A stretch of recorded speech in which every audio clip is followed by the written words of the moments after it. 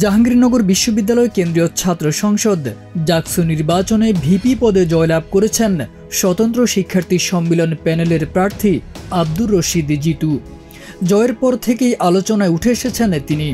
এক সময় ছাত্রলীগের রাজনীতিতে সক্রিয় থাকা জিতু কিভাবে জুলাই আন্দোলনের নেতৃত্ব দিলেন তা নিয়েই চলছে ক্রিয়া প্রতিক্রিয়া।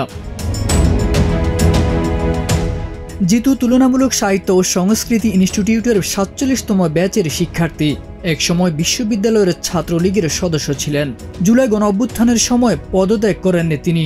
১ জুলাই থেকে কোটা বিরোধী আন্দোলনে সক্রিয় ভূমিকায় দেখা যায় তাকে।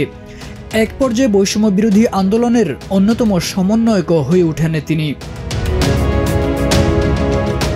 ছাত্রলীগ থেকে সরে দাঁড়ানোর বিষয়ে জিতু জানান, জুলাই গণঅভ্যুত্থানে ছাত্র জনতার পক্ষে অবস্থান নেওয়ায় ছাত্রলীগের হামলার শিকার হন তিনি।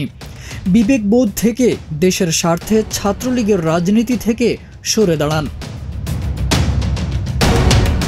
বৈষম্য বিরোধী আন্দোলনের ব্যানারে ফার্স্ট ম্যান হিসেবে ৫ আগস্ট পর্যন্ত জাহাঙ্গীরনগরের আন্দোলন পরিচালনা করেন তিনি।